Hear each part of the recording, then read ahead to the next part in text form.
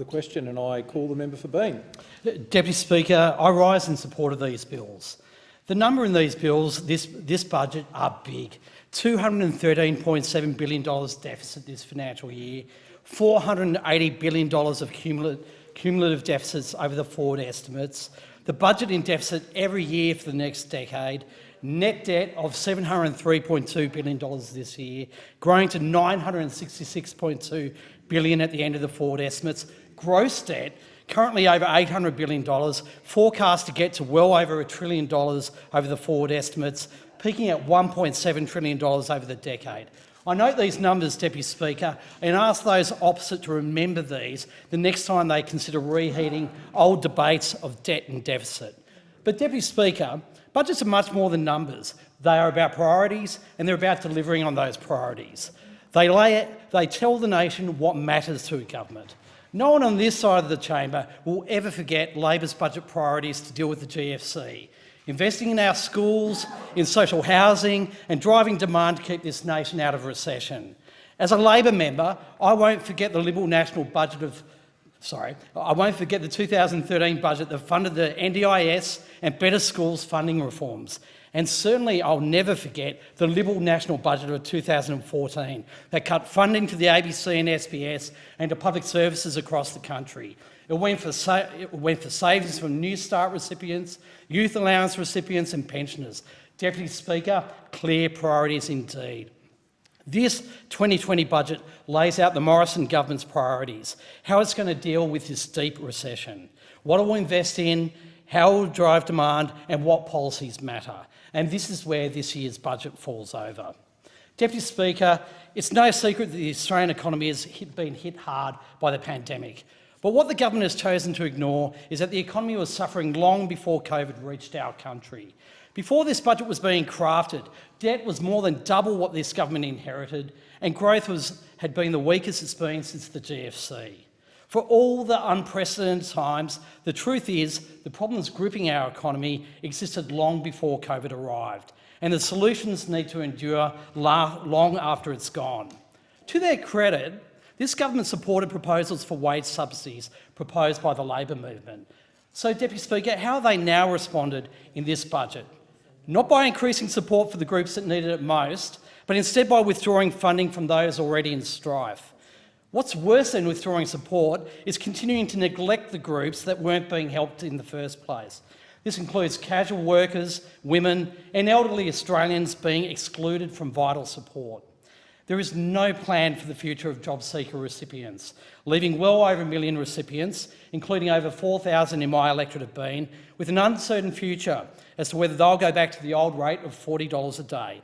There is nothing in the budget to drive the jobs through the transition to a clean energy future, the opportunity to rewire the old central distribution structured grid. Modernising the grid will provide thousands of new construction jobs for Australians, many of those in our regions. It will revitalise traditional industries like steel and aluminium and allow growth in new sectors like hydrogen and battery production, laying the foundation for the next stage of renewables investment, driving down costs and providing investment certainty for businesses. There are no funds in this budget to stand up and build the workforce of the National Integrity Commission or appropriately fund the National Audit Office. There is nothing in there to seriously drive our science, research and development sectors, which much of the potential gains chimeric or narrowly defined, the sectors that will be the very drivers of productivity gains in the future. There are no additional funds to address the crisis in aged care, with the extra home care places in this year's budget being a drop in the ocean compared to the waiting list today. Deputy Speaker, nor are there any meaningful measures to advance opportunities for women.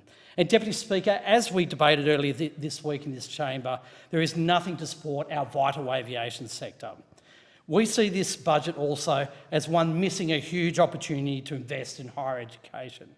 On top of the stress that many Year 12 students face this year, the government, in its usual manner of disregard, increased university fees, with some degrees more than doubling in cost. This will mean that thousands of Australians will likely miss out on going to university and getting a degree. And after spending 5 years creating a tradie crisis in Australia, the government promised an extra 300,000 apprentices back in 2018 for over a 4-year period. After a complete failure on this front, they have reheated this approach to promise an additional 100,000 apprentices and trainees by the end of 2021. Yet the reality is more than 140,000 apprentices have been lost on their watch. The gap between announcement and performance is massive. This budget doesn't go close to making up for 7 years of failure that's seen more than $3 billion cut from TAFE and training. And Deputy Speaker, for those in the ACT, be aware that this budget disappointingly continues with an APS-wide staffing cap, a policy that is driving billions of dollars in inefficient contractor arrangements and undermining expertise in our public service. Since 2013, 15,500 less people have been employed under the Public Service Act and more than 19,000 less ongoing employees. In the ACT alone since 2013, we've lost over 7,500 ongoing positions. And while there have been some small gains in non-ongoing roles, this government has missed an opportunity to create thousands of entry-level jobs despite having work that needs being done across every state, city and town in this country. The efficiency dividend is continued, screwing down on our valuable national cultural institutions and across the public service. A policy that, as highlighted in a bipartisan Senate committee report, is having detrimental effects across the ground.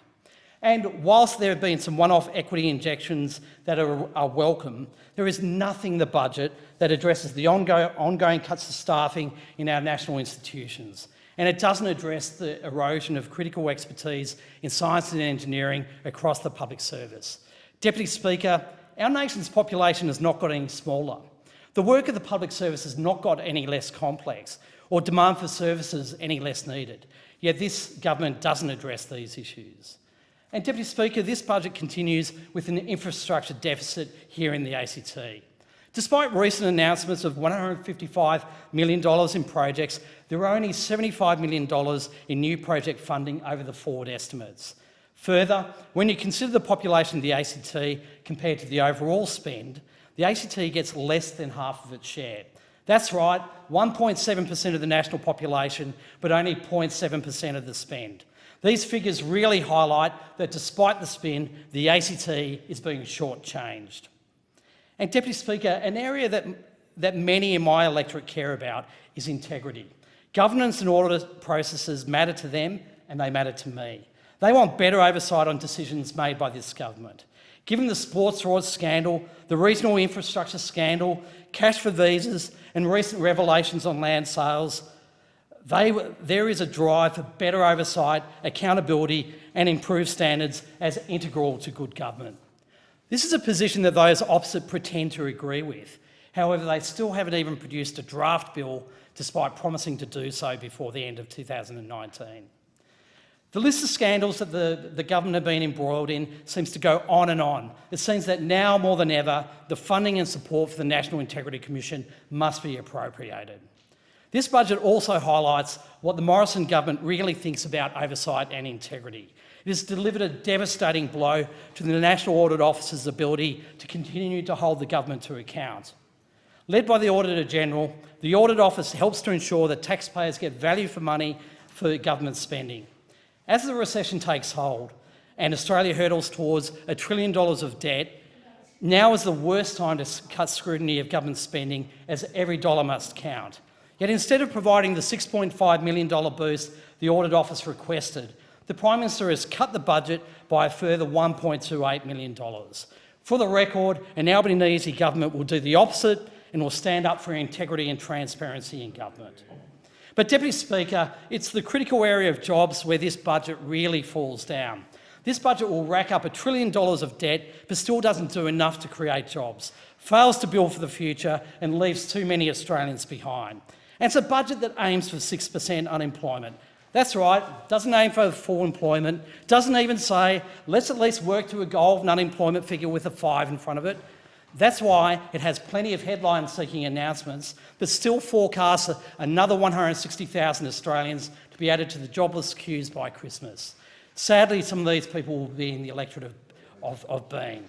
In fact, with $1 trillion in debt and not even replacing our ageing school science labs, you could argue that this budget is not delivering bang for buck for the nation at all. These bills, this budget say we don't really have a problem with thousands being out of work, and we don't have a problem with tens of thousands being underemployed. This government has little plans for the 928,000 people aged over 35 on unemployment benefits that have been deliberately excluded from hiring subsidies. This budget says to those people, good luck finding a job because we really haven't got much to offer you. It says to businesses like travel agents in my electorate, we only have a tax initiative that relies on turnover and dollars in the bank for you. As one business, Absolute Outdoors, said, the instant asset write-off is only useful if you're in a cash position to invest and for that investment to be useful to generate more revenue, or else it's useless. This will be the case of many businesses across the Bean electorate.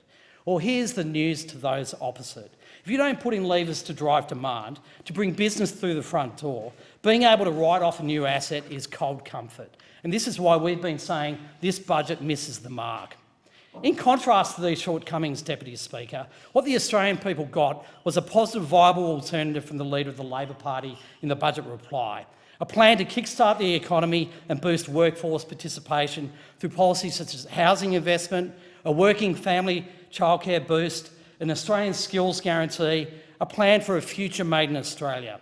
And Deputy Speaker, a plan to invest in the skills, research and training to kickstart the next generation of Australian manufacturing jobs. At a recent visit I had to the Wonder School in the Lanyon Valley in Bean with our Shadow Minister Amanda Rishworth and our federal leader, we could see firsthand the value of investing in early education. It's an excellent early education provider and families should not have barriers in their way to having their children access such an environment. Labor recognises that many working mums and dads just cannot afford to currently work more than 3 days a week. And Deputy Speaker, this has also been affirmed by new research by the Grattan Institute that shows the significant financial barriers many Australian parents currently face to working full-time. Under this government's childcare system, a family of 2 children in childcare and a primary care earner earning $100,000, the gain to disposable income for the secondary earner to work a 4th day in the week is zero. Under Labor's childcare plan, the same family will be better off by up to $2,100 per annum if the second income earner works a 4th day.